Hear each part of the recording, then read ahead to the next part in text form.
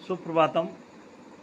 बच्चों, आज मैं बाल कथा महाभारत में ये चैप्टर है कुंती। इसका मैं सारांश आपको समझा रहा हूँ। देखिए, कुंती कौन थी, किसकी पुत्री थी और इनका पूर्व नाम क्या था, इसके बारे में हम जानेंगे। देखिए, कुंती यदुवंश के प्रसिद्ध राजा सूरसेन यानी श्री कृष्ण के पितामह की पुत्री थी। इनका जो वास्तविक नाम था प्रथा था, और कुंती रूप और गुणों की कीर्ति दूर दूर तक फैली हुई थी। ऐसा कहा जाता है, सूरसेन के फुफेरे भाई कुंतीभोज के कोई संतान नहीं थी। सूरसेन ने कुंतीभोज को यानी ये वचन दे दिया था कि उनके जो पहली संतान होगी उसे वो कुंतीभोज को दे देंगे। उसी के अनुसार सूरसेन ने कुंतीभोज को अपनी पुत्री प्रथा को दे दिया। अब कुंतीभोज की यहाँ आने से प्रथा का नाम कुंती पड़ गया और प्रथा का नाम क्या पड़ गया? कुंती।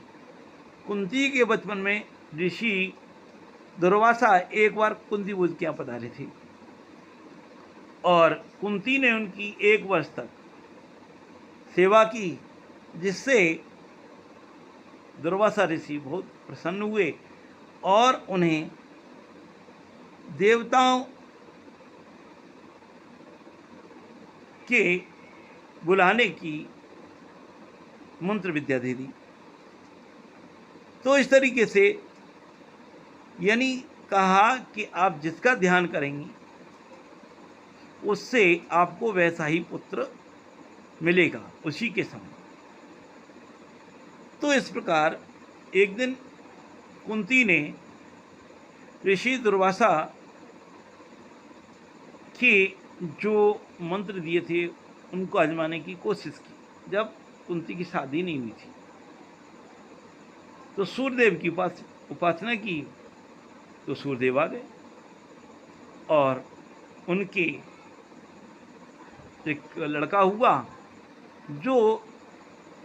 जिससे उन्होंने समाज में अपकीर्ति अपयश के कारण उन्हें जल में प्रभावित कर दिया, जो आगे चल कर के कारण हुआ।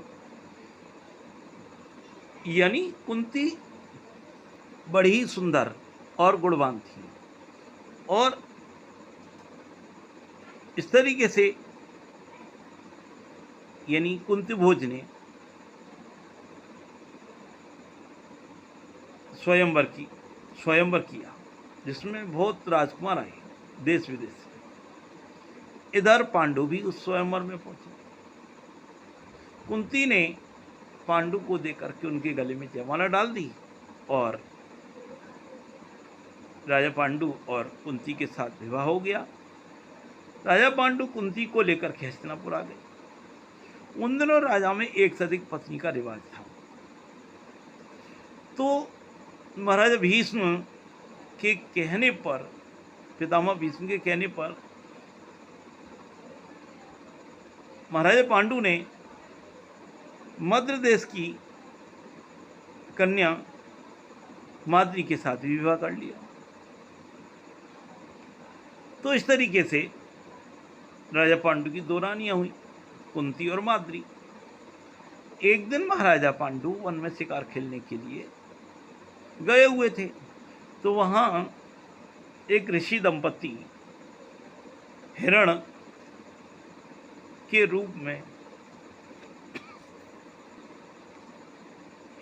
रूप में कीड़ा कर रहे थे।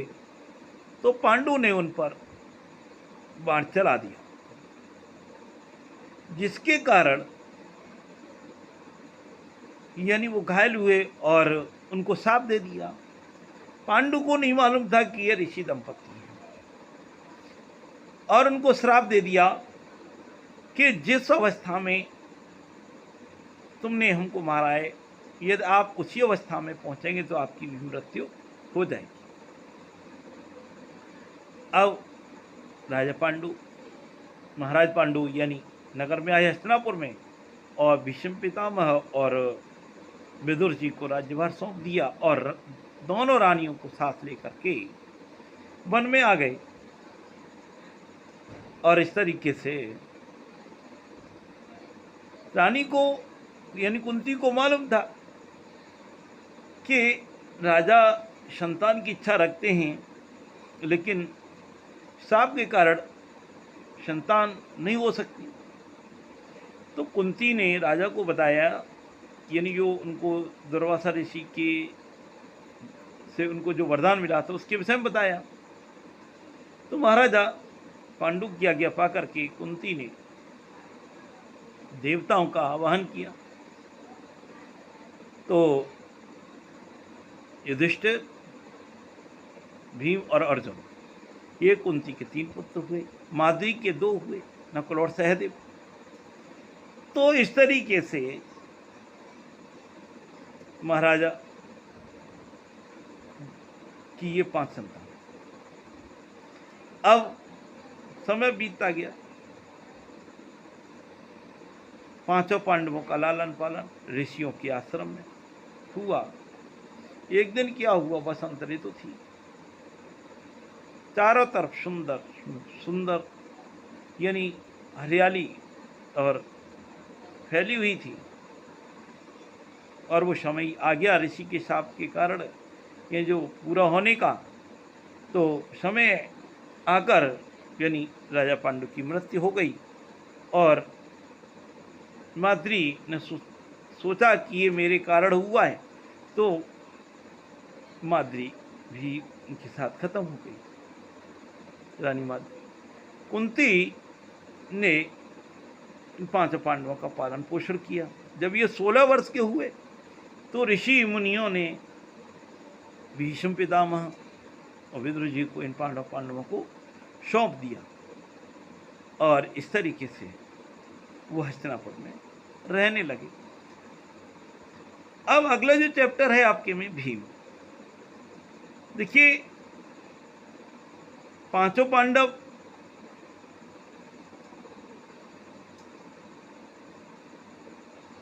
तो देखिए 5 पांडवों में धृतराष्ट्र, उधर पांडु के 5 पांडव थे, 5 पुत्र थे, उधर धृतराष्ट्र के 100 पुत्र थे। और हस्तिनापुर में साथ साथ रहने लगे। खेल कूद, हंसी मजाक सब वे साथ साथ रहते, करते, पढ़ते। जो पांडु के पुत्र भीम थे वो बहुत ही बलवान थे। वो खेल खेल में दुर्योधन को बहुत सताते थे। दुर्योधन उसके भाइयों को तंग किया करते थे, कभी पेड़ से पटक देना, लेकिन उनके मन में ऐसा द्वेष भाव नहीं थी। ये बालपन के कारण ही ऐसा करते थे। दुर्योधन और उसके भाई भीम से बहुत चिढ़ते थे। इधर सभी कृपाचार्य से शिक्षा भी ग्रहण कर रहे थे, अस्त्र विद्या भी ग्रहण कर रहे थे, और दूसरी अन्य विद्या भी सीखी उन्होंने कृपाचार्य से। तो इस तरीके से कौरव से आगे यानी पांडव रहा करते थे। तो दुर्योधन पांडवों से हमेशा चिढ़ते थे और उनको नीचा दिखाने की कोशिश करते थे। तो इस तरीके से बहुत उन्हें यानी नीचा दिखाने की, उनको अपमानित करने की कोशिश किया करते थे कौरव पांडवों को। एक दिन दुर्योधन ने भीम को यानी गंगा में डुबोने की योजना बनाई। तो क्या किया कि उन्होंने योजना बनाई कि जल कीड़ा हो, और जल कीड़ा के बाद लड्डू बनवाए गए। तो भीम के लिए विष के लड्डू तैयार कराए गए। चुपचाप इस योजना थी दुर्योधन की, क्योंकि उसको जल में बहा देने की योजना थी। क्योंकि भीम जब खत्म हो जाएगा तो दूसरे भाई तो वैसे भी उसके बिना अधूरे रह जाएंगे, उनको बंदी बना लिया जाएगा, फिर कोई चिंता की बात नहीं रहेगी। तो इस तरीके से, क्योंकि भीष्म पितामह ने 16 वर्ष की आयु में ही युधिष्ठिर को राजा बना दिया था। युधिष्ठिर को दुर्योधन को मंजूर नहीं था, तो और इस बात से और दुर्योधन चिढ़ता था कि मेरे पिता के होते हुए भी युधिष्ठिर को राजा बनाएंगे। तो फिर क्या हुआ, जल क्रीड़ा प्रारंभ हुई, सभी खूब मौज मस्ती की, नहाए धोए, तैरे भी, और उसके बाद जब शाम हुई तो लड्डू दिए गए। सभी खा पी के आए, अपने अपने शिविर में पहुंच गए। उधर भीम ने जैसे लड्डू खाए और वो वहीं के वहीं गंगा के किनारे ही खाते ही वो बेहोश हो गए। तो कौरवों ने भीम को लताओं में जो होती है ना, उनमें बांध करके रस्सियों में, और उनको गंगा में बहा दिया। अब जब देखा कि पांडवों ने कि भीम नहीं है, तो बड़े दुखी हुए। उन्होंने चारों तरफ जहाँ खेले थे वहाँ देखा, गंगा के किनारे खोजबीन की, लेकिन भीम का कोई पता नहीं। बड़े दुखी हुए। उधर दुर्योधन, उसके जो मामा थे शकुनी, वो बहुत खुश हो रहे थे, बड़े खुश हो रहे थे कि अब देखो अब आएगा आनंद। उधर बड़े दुखी थे सभी, कुंती माँ के साथ चारों पांडव बड़े दुखी, जब नहीं मिले तो आ गए, बड़े दुखी। उधर क्या हुआ कि जैसे ही भीम का जो विष था वो पानी के साथ बह गया, तो किनारे पर बाहर आए किसी तरीके से, और फिर वहां से झूमते हुए चले आ रहे थे, झूमते हुए चले आ रहे थे। पांडवों ने जब देखा तो बड़े खुश हुए और उनको गले लगा लिया, गले लगाया, बड़े प्रसन्न हुए। उधर जो राजनीतिक कुशल विदुर जी ने कुंती को बताया कि दुर्योधन पांडवों के प्रति कुचाल रच रहा है, इसलिए ये बेटर, ये अच्छा ये होगा कि आपको दुर्योधन के यानी विरुद्ध कुछ भी नहीं कहना है, इससे और इनमें द्वेष भावना बढ़ेगी। इसलिए मेरा कहने का तात्पर्य है कि अभी उससे बच करके रहा जाए, जब तक समय नहीं आ जाता है तब तक बच करके रहा जाए। भीम ने ये बात सुन ली, भीम को बहुत गुस्सा आया, लेकिन युधिष्ठिर ने भीम को समझाया कभी नहीं, अब ये लड़ने का समय नहीं है, तुम्हें अपने आप को संभालना है, जब लड़ने का समय आएगा तब देख ले।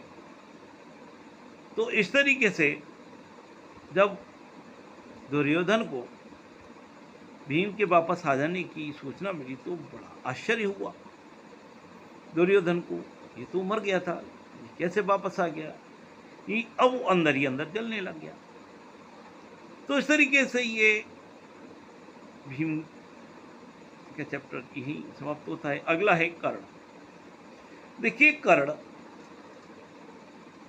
मैं पहले बता दूं, यानी कुंती का विवाह होने से पहले बताया था भी इसी चैप्टर में कि दुर्वासा ने जो वरदान दिए थे उनको आजमाने के लिए कुंती ने सूर्यदेव का आह्वान किया।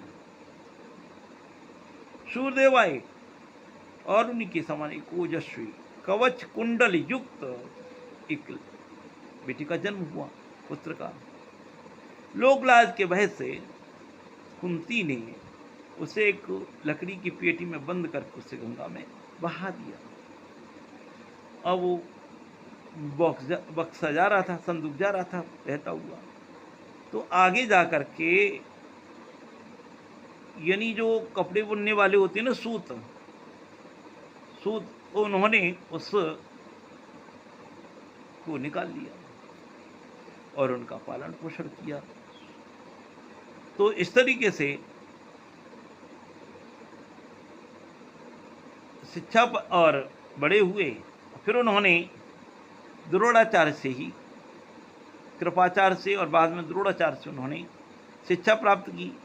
उनको जब विद्या में काफ़ी निपुणता प्राप्त हो गई तो एक भारी समारोह किया गया, जिसमें सबने अपनी कौशल का प्रदर्शन किया और तरह तरह के खेल, और जो हर एक राजकुमार चाहता था वह सब उसमें भाग लिया सभी ने। लेकिन तीर चलाने में पांडुपुत्र अर्जुन का कोई शान ही नहीं था। अर्जुन ने धनुष विद्या में कमाल का खेल दिखाया। उसकी अद्भुत चतुरता को देखकर सभी लोग, राजवंश के सभी उपस्थित लोग दंग रह गए थे अर्जुन की धनुष प्रवीरता को देखकर। और रंगभूमि में के द्वार पर खम ठोंकते हुए रोबीला तेजस्वी युवक मस्तानी चाल से आकर के अर्जुन के सामने खड़ा हो गया। ये कौन था? ये युवक और कोई नहीं, अधिरथ यानी पोषित अधिरथ का पुत्र, कुंती पुत्र कर्ण ही था। लेकिन उसके कुंती पुत्र होने की बात किसी को मालूम नहीं थी। और रणभूमि में आते ही उसने अर्जुन को ललकारा, अर्जुन जो भी कर्तव्य तुमने यहाँ दिखाई है, मैं उनसे बढ़कर कौशल में दिखा सकता हूँ, इस तरीके से उन्होंने कहा। और उस चुनौती को सुन करके दर्शकों के बीच खलबली पड़ गई, खलबली मच गई। ईर्ष्या की आग से जलने वाले दुर्योधन को बड़ी राहत मिली। ईर्ष्या की आग से जल रहा था दुर्योधन ने सोचा कि अब देखो अब क्या होता है। वह बड़ा प्रसन्न हुआ। उसने तपाक से कर्ण का स्वागत किया और उसे छाती से लगा करके कहा, कहो कर्ण कैसे आई, बताओ हम तुम्हारे लिए क्या कर सकते हैं। इस तरीके से दुर्योधन ने कर्ण से कहा। कर्ण बोला, राजन मैं अर्जुन से द्वंद्व युद्ध और आपसे मित्रता करना चाहता हूँ। कर्ण की चुनौती को सुनकर के अर्जुन को बड़ा तेज आया और बोला, कर्ण सभा में जो बिना बुलाए आते हैं वह बिना किसी के पूछे बोलने लगते हैं, वे निंदा के योग्य होते हैं। इस तरीके से अर्जुन ने कहा। यह सुनकर कर्ण ने कहा, अर्जुन यह उत्सव केवल तुम्हारे लिए ही नहीं मनाया जा रहा है, सभी प्रजाजन सभी भाग लेने का अधिकार रखते हैं। व्यर्थ की अपनी डींगे मत मारो, अपनी प्रशंसा खुद मत करो, चलो तीरों से बात कर लें। जब कर्ण ने अर्जुन को चुनौती दी तो दर्शकों ने तालियां बजानी शुरू कर दी। अर्जुन को एक दल अर्जुन को बढ़ावा दे रहा था, एक कर्ण को बढ़ावा दे रहा था, दुर्योधन एक कर्ण को बढ़ावा दे रहे थे। कुंती ने कर्ण को देखते ही पहचान लिया। वह तला लज्जा के मारे मूर्छित सी हो गई और उसकी हालत देखकर विदुर ने दासियों को बुला करके चेत करवाया, उनको होश दिलवाया। इसी बीच कृपाचार्य ने उठकर कर्ण से कहा, अज्ञात वीर महाराजा पांडुपुत्र कुरुवंश वीर अर्जुन तुम्हारे साथ द्वंद्व युद्ध करने के लिए तैयार है, किंतु तुम पहले अपना परिचय तो दो। तुम कौन हो, किसके पुत्र हो, किस राजकुल में तुम विभूषित हो, अपना परिचय दीजिए। द्वंद्व युद्ध बराबर वालों में ही होता है, कुल का परिचय पाए बगैर राजकुमार कभी द्वंद्व करने को तैयार नहीं होते। कृपाचार्य की बात सुन करके कर्ण का सिर झुक गया। कर्ण का सिर झुक गया। कर्ण को इस तरह देख करके दुर्योधन उठ खड़ा हुआ और बोला, अगर आप बराबरी की बात है तो मैं आज कर्ण को अंग देश का राजा बनाता हूँ। यह कहकर दुर्योधन ने तुरंत पितामह भीष्म और पितामह धृतराष्ट्र से अनुमति ली करके वही रंगभूमि में राज्याभिषेक की सामग्री मंगा करके कर्ण को अंग देश का राजा बना दिया। इतने में बूढ़ा सारथी अधिरथ, जिसने कर्ण को पाला था, लाठी टेकता हुआ भय के मारे कांपता हुआ सभा में प्रवेश कर गया। अधिरथ और कर्ण जो अभी अभी अंग देश का नरेश बना दिया गया था, उसको देखते ही धनुष नीचे रखकर उठ खड़ा हुआ। पिता मानकर बड़े आदर के साथ उसके आगे सिर नवाया। बूढ़े ने भी बेटा कहकर उसे गले लगा लिया। यह देख करके भीम खूब खूब छटा करके हंस पड़े और बोला, सारथी के बेटे धनुष छोड़कर हाथ में चाबुक लो, चाबुक वही तुम्हें शोभा देगा। इस तरीके से यानी भीम ने कर्ण से कहा। यह देखकर सभा में खलबली मच गई। उस समय सूरज भी डूब रहा था, इस कारण सभा विसर्जित हो गई। मसालें जल उठी, चारों तरफ मसालों की रोशनी थी। और इस घटना के समय बहुत समय बाद एक बार इंद्र बूढ़े ब्राह्मण के वेश में अंग नरेश कर्ण के पास आए थे, क्योंकि वो कर्ण से कवच कुंडल लेना चाहते थे, जब क्योंकि ये सूर्य के द्वारा प्रदान किए गए थे। जब तक कर्ण के पास कवच कुंडल रहेंगे उनको कोई मार नहीं सकता था। इसलिए इंद्र ने कर्ण के कवच कुंडल लेने के लिए ब्राह्मण का वेश बनाया और कर्ण से भिक्षा में उनके कवच और कुंडल मांग लिए। सूर्यदेव के मना करने के बाद भी उन्होंने, यानी कर्ण दानी थे, और उन्होंने अपने द्वार पर आए किसी ब्राह्मण को खाली हाथ न लौटा करके उनको अपने कवच कुंडल दे दिए धोखे में आकर के। और इस तरीके से उनके मांगने पर अब वो बिना कवच कुंडल के ही रह गए, क्योंकि उनकी जो शक्ति थी वो जा चुकी थी।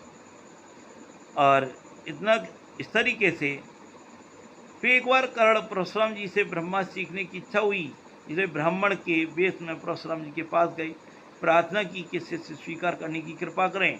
परशुराम जी ने कर्ण को ब्राह्मण समझ करके शिक्षा दी, लेकिन परशुराम कर्ण को जांग पर सिर रख करके सो रहे थे। इतने में काला भौरा कर्ण की जांग में नीचे घुस गया और काटने लगा। कीड़े के काटने से कर्ण को बहुत पीड़ा हुई और जांग के लहू की धारा यानी खून बहने लगा जांग से, और उस खून के कारण गुरुदेव की नींद जाग गई, क्योंकि खून से उनका जो नीचे का पीठ थी वो भीग गई, और देखा उनकी नींद खुल गई। तो यानी देख करके, खून देख करके, लहू देख करके वो कहने लगे, यानी एक ब्राह्मण के बेटे में इतना सहन शक्ति नहीं होती, ये अवश्य कोई क्षत्रिय है। तो इस तरीके से परशुराम जी को बड़ा क्रोध आया और उनको शाप दिया कि तुमने अपने गुरु को धोखा दिया, इसलिए जो विद्या तुमने मुझे से सीखी है वो अंत समय में तुम्हारे काम नहीं आएगी। तो इस तरीके से यानी उनका शाप भी मिला। परशुराम जी के शाप के कारण ये शाप झूठा नहीं हुआ, और कुरुक्षेत्र के मैदान में अर्जुन से युद्ध करते समय कर्ण को वह याद नहीं रही, और दुर्योधन के घनिष्ठ मित्र कर्ण ने अंत समय तक यानी कौरवों का साथ न छोड़ा, और कुरुक्षेत्र के युद्ध में भीष्म आचार्य द्रोण के हाथ हो जाने के बाद, घायल हो जाने के बाद कर्ण को दुर्योधन ने सेनापति नियुक्त किया और अद्भुत कुशलता दिखाई युद्ध में, और शापवश उसका रथ का पहिया जमीन में धंस गया, और धनुष बाण रखकर जमीन में धंसा हुआ पहिया निकालने के लिए जैसे ही वो नीचे उतरे, तभी अर्जुन ने उस महारथी पर प्रहार किया। माता कुंती ने जब सुना तो उनके दुख की पार नहीं रहा, यानी बहुत दुखी हुए। युधिष्ठिर को भी बहुत दुख हुआ, और इस तरीके से यानी उन्होंने कर्ण को यानी अंजलि यानी मोक्ष के लिए प्रार्थना की ईश्वर से। तो ये आज मैंने आपको ये इसके 3 पाठ मैंने इन 3 पाठों का सारांश सुना दिया है। आप इस वीडियो को देखें, इसमें से आपको PDF के क्वेश्चन मिलेंगे, प्रश्न मिलेंगे, आपको उनके प्रश्नों के उत्तर देने हैं। धन्यवाद।